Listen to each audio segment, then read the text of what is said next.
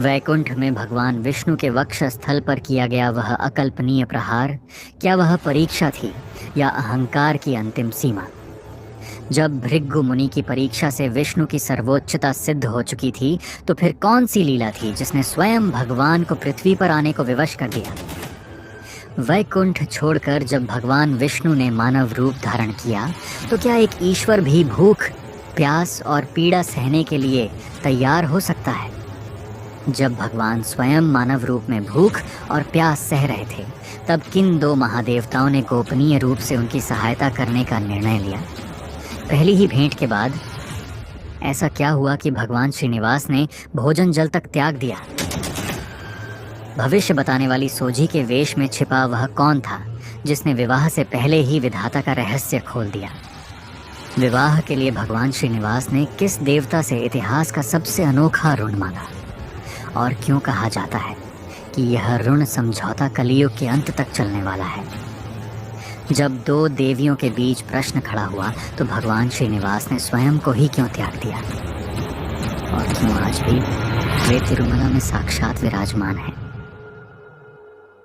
आज इन्हीं सारे सवालों के जवाब जानने की कोशिश करेंगे आज के इस अद्भुत वीडियो में। भारत की आध्यात्मिक धरती पर आंध्र प्रदेश की 7 पहाड़ियों पर स्थित तिरुमला वेंकटेश्वर मंदिर का स्थान सबसे अलग और खास माना जाता है। यह मंदिर सिर्फ पत्थर और सोने से बना हुआ ढांचा नहीं है, बल्कि यह करोड़ों लोगों की आस्था और विश्वास का केंद्र है। जब जीवन में परेशानियां बढ़ जाती हैं, तब लोग यहाँ आकर मन की शांति और उम्मीद पाते हैं। भगवान वेंकटेश्वर को भक्त प्यार से बालाजी, श्रीनिवास, गोविंदा और वेंकट आचलपति कहते हैं। शास्त्रों में उन्हें कलियुग प्रत्यक्ष दैवोम कहा गया है, यानी कलियुग में साक्षात प्रकट होने वाले भगवान। तिरुमला की 7 पहाड़ियां शेषाद्रि, नीलाद्रि, गरुड़ाद्रि, अंजनाद्रि, वृषभाद्रि, नारायणाद्रि और वेंकटाद्रि भगवान विष्णु के नाग आदिशेष के 7 फनों का प्रतीक मानी जाती है।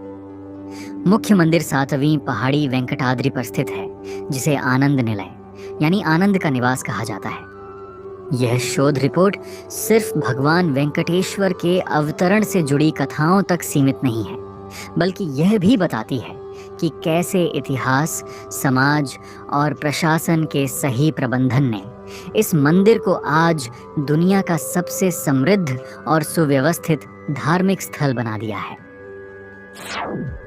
भगवान वेंकटेश्वर के पृथ्वी पर अवतरण की कथा की शुरुआत एक महान यज्ञ और ऋषियों के मन में उठे एक गहरे प्रश्न से होती है।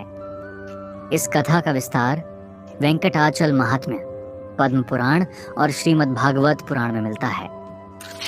एक समय महर्षि कश्यप की अध्यक्षता में अनेक ऋषि मुनि सरस्वती नदी के तट पर एक विशाल यज्ञ कर रहे थे। यह यज्ञ पूरे संसार के कल्याण के लिए आयोजित किया गया था। यज्ञ के दौरान ऋषियों के मन में एक महत्वपूर्ण सवाल उठा। ऋषियों ने विचार किया, त्रिदेवों यानी ब्रह्मा, विष्णु और महेश में से वह कौन है जो तीनों गुणों से परे है?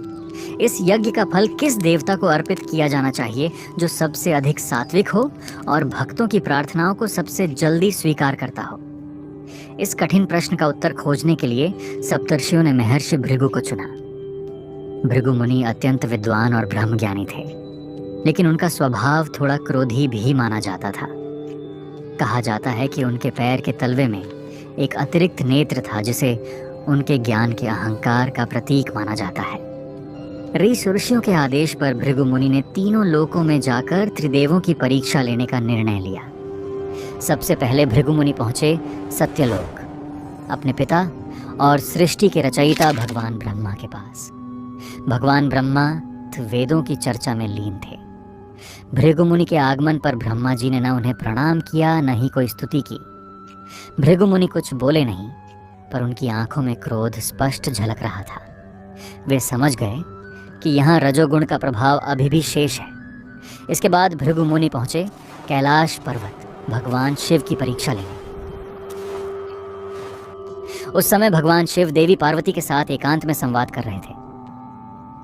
अचानक वहां विघ्न पड़ा। भगवान शिव का तीसरा नेत्र खुलने को था। स्थिति भयावह हो सकती थी, लेकिन देवी पार्वती उनके चरणों में गिर पड़ी और इस प्रकार एक महापाप टल गया। अंततः भृगु मुनि पहुंचे वैकुंठ धाम, जहां शांति स्वयं श्वास लेती है। वहां न अहंकार था न क्रोध, केवल सात्विक ऊर्जा का विस्तार था। शेषनाग की शैया पर भगवान विष्णु योग निद्रा में विश्राम कर रहे थे और देवी लक्ष्मी प्रेम पूर्वक उनके चरण दबा रही थी। भृगु मुनि के आगमन पर भी भगवान विष्णु ने कोई प्रतिक्रिया नहीं दी, यह उनकी लीला थी। किंतु ब्रह्मा और शिव से मिले अनुभवों ने भृगु मुनि के भीतर पहले ही क्रोध भर दिया था। अब उनका धैर्य समाप्त हो चुका था। अहंकार में आकर भृगु मुनि ने भगवान विष्णु के वक्षस्थल पर लात मार दी, वही वक्षस्थल जहां स्वयं देवी लक्ष्मी का वास है। पूरे ब्रह्मांड का पालन करने वाले भगवान का ऐसा अपमान यह अकल्पनीय था। लेकिन भगवान विष्णु क्रोधित नहीं हुए। वे तुरंत उठे और भृगु मुनि के चरणों में प्रणाम किया। भगवान विष्णु ने कहा, हे महर्षि, मेरे वक्ष कठोर हैं, पर आपके चरण कोमल, कहीं आपको चोट तो नहीं लगी? ये कहते हुए भगवान विष्णु ने भृगु मुनि के चरण सहलाए और उनके अहंकार रूपी नेत्र को बंद कर दिया। क्षण भर में भृगु मुनि का अहंकार नष्ट हो गया। वे नतमस्तक होकर बोले, त्रिदेवों में केवल भगवान विष्णु ही श्रेष्ठ हैं, वही शांति और मोक्ष के दाता हैं। भृगु मुनि की परीक्षा से भगवान विष्णु की श्रेष्ठता सिद्ध हो गई थी, पर उसी क्षण एक नई दैवीय लीला का आरंभ भी हो गया। भगवान विष्णु का वक्षस्थल, जो देवी लक्ष्मी का निजी निवास है, उस पर किया गया प्रहार लक्ष्मी जी को गहराई से आहत कर गया। यह केवल भगवान का नहीं, बल्कि स्वयं देवी लक्ष्मी के सम्मान पर आघात था। दुख और क्रोध से भरकर देवी लक्ष्मी ने कहा, जहाँ मेरे सम्मान की रक्षा न हो, वहाँ मैं नहीं रह सकती। ये कहकर देवी लक्ष्मी ने वैकुंठ का त्याग कर दिया। वे पृथ्वी पर करवीरपुर अर्थात आज के कोल्हापुर पहुंची और वहां कठोर तपस्या में लीन हो गई।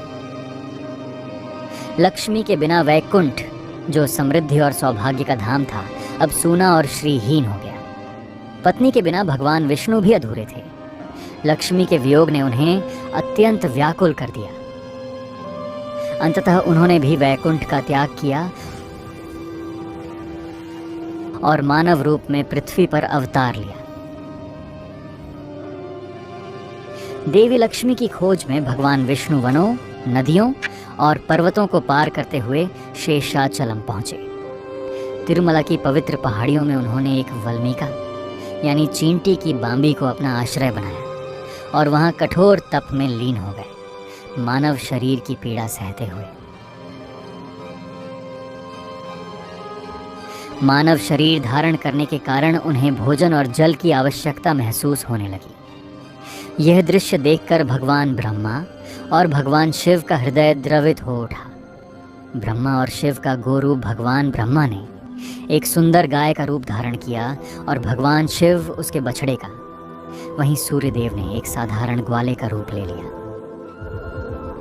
सूर्यदेव उस गाय और बछड़े को लेकर उस समय के चोल देश के राजा के पास पहुंचे, जिनका राज्य वेंकटाचल क्षेत्र तक फैला हुआ था। राजा ने उस अद्भुत और सुंदर गाय को देखा और उसे अपनी रानी के लिए खरीद लिया।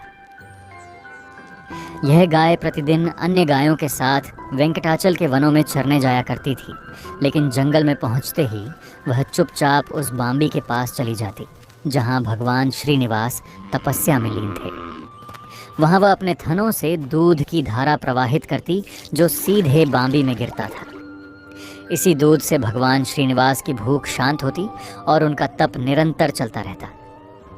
शाम को जब गाय महल वापस लौटती थी तो उसके थनों में दूध नहीं होता था। यह देखकर रानी को संदेह हुआ। जब रोज रोज ऐसा होने लगा तो रानी ने ग्वाले को डांटा और सख्त आदेश दिया कि वह इसका कारण पता लगाए। क्या लगाओ कि ये गाय दूध क्यों नहीं दे रही है? ग्वाले का क्रोध और भगवान का हस्तक्षेप। अगले दिन ग्वाला चुपचाप गाय के पीछे पीछे जंगल में गया। वहां उसने अपनी आंखों से देखा कि गाय एक बांबी के ऊपर खड़ी होकर अपना सारा दूध बहा रही है। यह दृश्य देखकर ग्वाला क्रोध से भर गया। उसे लगा कि गाय जानबूझकर दूध बर्बाद कर रही है। क्रोध में आकर उसने अपनी कुल्हाड़ी उठाई और गाय के सिर पर जोरदार वार करने लगा। उसी क्षण भगवान श्रीनिवास बाम्बी से बाहर निकले।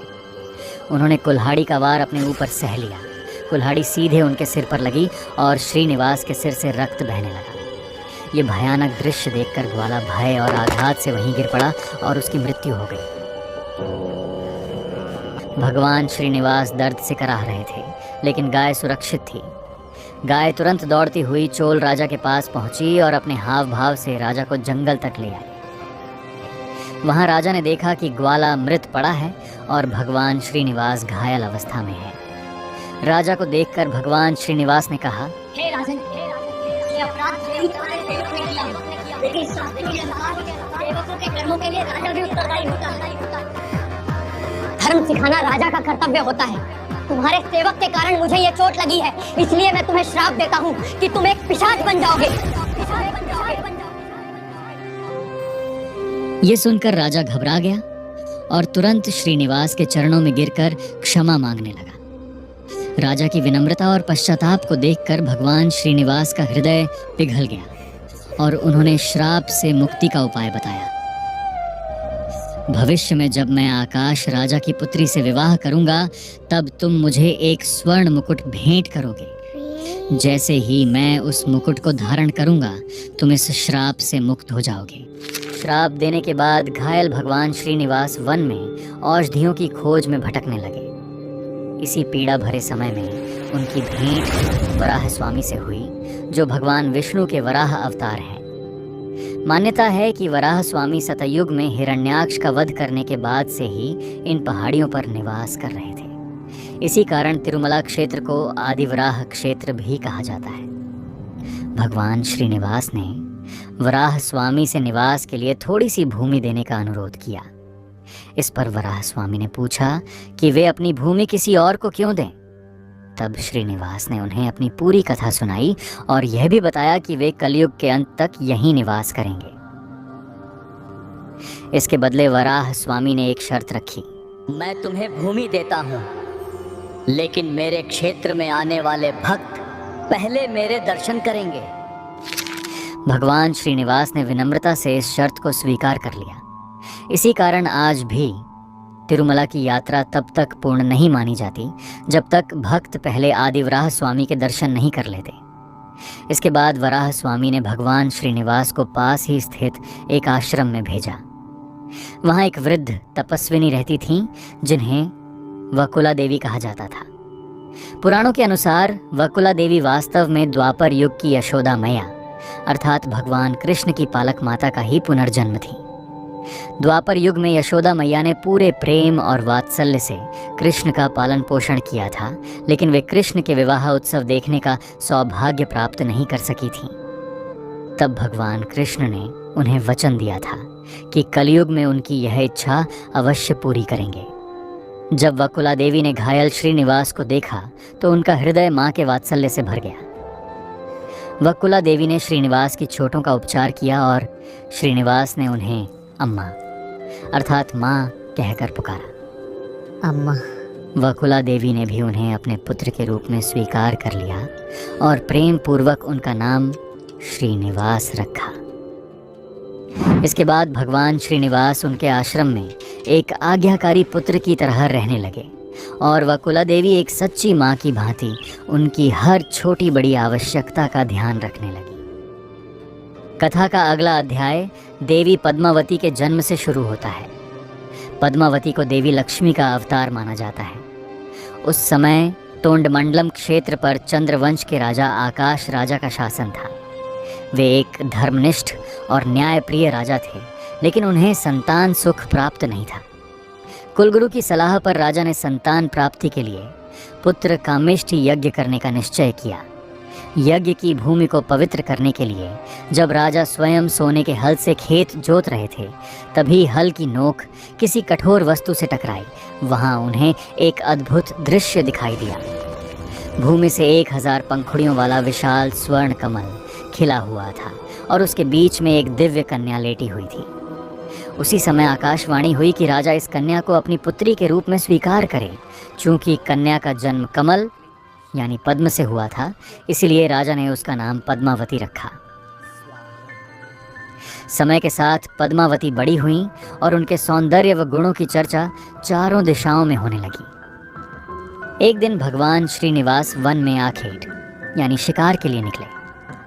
एक जंगली हाथी का पीछा करते हुए वे नारायण वन के पास स्थित एक सुंदर उद्यान में पहुंचे। वहां राजकुमारी पद्मावती अपनी सखियों के साथ खेल रही थी।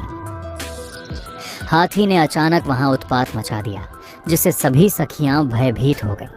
तभी श्रीनिवास ने आगे बढ़कर हाथी को नियंत्रित कर लिया। इसी हलचल के बीच श्रीनिवास और पद्मावती की दृष्टि पहली बार एक दूसरे से मिली। ये कोई साधारण मिलन नहीं था, बल्कि भगवान विष्णु और देवी लक्ष्मी का पुनर्मिलन था। दोनों के मन में एक दूसरे के लिए तुरंत आकर्षण और प्रेम जाग उठा। लेकिन सामाजिक मर्यादाओं के कारण वे कुछ कहे बिना अपने अपने स्थान लौट गए। आश्रम लौटने के बाद भगवान श्रीनिवास लगातार पद्मावती के विचारों में डूबे रहने लगे। उन्होंने भोजन पानी तक त्याग दिया। जब वकुला देवी ने अपने पुत्र की यह अवस्था देखी तो वे चिंतित हो गईं और कारण पूछा। तब श्रीनिवास ने उन्हें आकाश राजा की पुत्री पद्मावती से अपने प्रेम के बारे में बताया और मां से अनुरोध किया कि वे राजा के पास जाकर विवाह का प्रस्ताव रखें। वकुला देवी एक साधारण सन्यासी की मां थी। ऐसे में एक राजा के पास रिश्ता लेकर जाना उन्हें उचित नहीं लग रहा था। लेकिन पुत्र के प्रेम और उसकी व्यथा को देखकर वे विवश हो गईं और नारायण वन के राजमहल की ओर चल पड़ी। इधर श्रीनिवास को यह चिंता सताने लगी कि कहीं राजा उनका प्रस्ताव अस्वीकार न कर दे। इसी कारण उन्होंने स्वयं एक भविष्यवक्ता, जिसे स्थानीय भाषा में सोझी या कुराथी कहा जाता है, का वेश धारण किया। वे एक स्त्री के रूप में हाथ में छड़ी और भविष्य बताने वाली टोकरी लेकर रानी धरणी देवी, जो पद्मावती की माता थी, के पास पहुंचे। सोझी के वेश में श्रीनिवास ने रानी से कहा, हे महारानी, आपकी पुत्री पद्मावती स्वयं नारायण की अर्धांगिनी लक्ष्मी का अवतार है। उसका विवाह एक वनवासी युवक से होगा, जो साक्षात भगवान विष्णु हैं। इस प्रस्ताव को अस्वीकार मत कीजिए। स्वयं श्री भगवान विष्णु, हाँ? ये तो हमारे लिए सौभाग्य की बात है। जब कुछ समय बाद वकुला देवी आधिकारिक विवाह प्रस्ताव लेकर महल पहुंची, तब तक रानी इस दैवीय संकेत को समझ चुकी थी। साथ ही आज से बृहस्पति ने भी राजा आकाश को बताया कि यह विवाह विधाता द्वारा पहले से तय किया गया है। यह सुनकर आकाश राजा अत्यंत प्रसन्न हुए और उन्होंने अपनी पुत्री पद्मावती का विवाह श्रीनिवास से करने की सहमति दे दी। विवाह तय हो चुका था, लेकिन अब एक बड़ी समस्या सामने आ गई। भगवान श्रीनिवास ने वैकुंठ और अपना सारा ऐश्वर्य त्याग दिया था। वे अब एक साधारण वनवासी थे, जबकि पद्मावती एक राजकुमारी थी। राजा आकाश चाहते थे कि उनकी पुत्री का विवाह उनकी प्रतिष्ठा और मर्यादा के अनुसार भव्य और ऐश्वर्यपूर्ण हो। परंपरा के अनुसार विवाह का पूरा खर्च वर पक्ष को उठाना होता है, लेकिन श्रीनिवास के पास उस समय कोई धन नहीं था। यह एक गंभीर धर्म संकट बन गया। इस समस्या का समाधान निकालने के लिए भगवान श्रीनिवास ने देवताओं के कोषाध्यक्ष कुबेर का स्मरण किया। कुबेर तुरंत प्रकट हुए, लेकिन वे धन के मामलों में बहुत नियमों और अनुशासन का पालन करते थे। भगवान श्रीनिवास ने कुबेर से अपने विवाह के लिए स्वर्ण मुद्राओं का अर्ण मांगा। कुबेर ने अर्ण देना स्वीकार तो कर लिया, लेकिन एक शर्त रखी। यह अर्ण लिखित वचन पत्र यानी एक प्रकार के प्रॉमिसरी नोट यानी ब्रह्मा पत्र के रूप में होगा। कुबेर ने भगवान श्रीनिवास को 1,14,00,000 राम मुद्रा स्वर्ण सिक्कों का आरण दिया। यह तय हुआ कि भगवान श्रीनिवास कलयुग के अंत तक केवल इस आरण का ब्याज चुकाएंगे। भगवान श्रीनिवास ने कुबेर को वचन दिया कि कलयुग में जो भी भक्त उनके दर्शन के लिए आएंगे और श्रद्धा से दान करेंगे, वही धन इस आरण के ब्याज को चुकाने में उपयोग किया जाएगा। इसी कारण आज भी भक्त तिरुमला मंदिर की हुंडी यानी दान पेटी में अपार धन, सोना और आभूषण अर्पित करते हैं। कुबेर से प्राप्त धन से विवाह की तैयारियां अत्यंत भव्य तरीके से की गईं। भगवान श्रीनिवास और पद्मावती का विवाह नारायण वनम में संपन्न हुआ। इस दिव्य विवाह में तीनों लोकों से देवता, आर्षि मुनि, गंधर्व और किन्नर उपस्थित हुए। विवाह का भोज इतना विशाल था कि स्वयं अग्निदेव ने रसोइये की भूमिका निभाई और भोजन तैयार किया। चोल राजा, जो अब अपने श्राप से मुक्त होने की प्रतीक्षा कर रहा था, और आकाश राजा ने मिलकर श्रीनिवास को एक अत्यंत बहुमूल्य स्वर्ण मुकुट भेंट किया। जैसे ही श्रीनिवास ने वह मुकुट धारण किया, उन्हें अपना दिव्य स्वरूप और पूर्व जन्म की स्मृतियां लौट आईं, और उसी क्षण चोल राजा श्राप से मुक्त हो गया। विवाह के बाद श्रीनिवास और पद्मावती ने निर्णय लिया कि वे राजमहलों में नहीं बल्कि तिरुमला की पवित्र पहाड़ियों पर निवास करेंगे। वकुला देवी भी उनके साथ तिरुमला आकर रहने लगी। वे तीनों अपना जीवन साधारण और आम जीवन की तरह जी रहे थे। लगभग 6 महीनों बाद महर्षि नारद कोल्हापुर पहुंचे, जहां महालक्ष्मी अब भी तपस्या कर रही थी। नारद जी ने लीला के अंतर्गत लक्ष्मी जी से कहा, माता, आप यहाँ तपस्या कर रही हैं और उधर आपके स्वामी ने पद्मावती नाम की राजकुमारी से विवाह कर लिया है। यह सुनते ही लक्ष्मी जी का क्रोध फिर जाग उठा।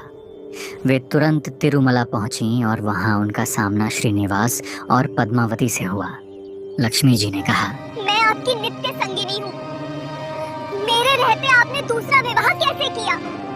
पद्मावती का उत्तर, मैं वेदवती की अवतार हूँ। त्रेता युग में भगवान राम ने मुझसे इस युग में विवाह का वचन दिया था। दोनों देवियों के बीच इस संवाद और तनाव को देखकर भगवान श्रीनिवास अत्यंत व्याकुल हो गए। भक्तवत्सल भगवान जानते थे कि कलयुग का मानव दुखों से घिरा रहेगा और उसे एक ऐसे ईश्वर की आवश्यकता होगी जो सदैव स्थिर, सुलभ और उपस्थित रहे। भगवान श्रीनिवास ने शिला यानी पाषाण मूर्ति का रूप धारण कर लिया।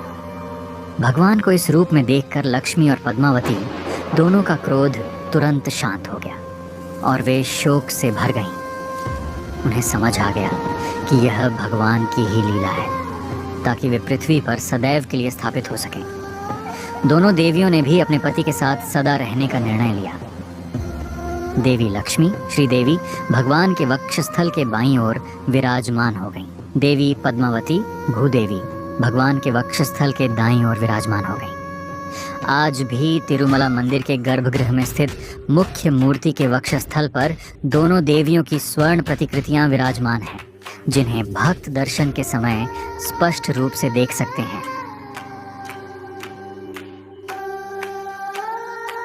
मित्रों, इस तरह समाप्त होती है आज की विलक्षण पौराणिक कथा। अगर आपको यह कहानी अच्छी लगी हो तो लाइक और कमेंट करके अपना प्रेम ज़रूर बताइए। ऐसी ही और पौराणिक कहानियों के लिए श्री कथा चैनल को सब्सक्राइब करें। जल्द मिलेंगे एक नई अद्भुत कथा के साथ। जय श्री राम।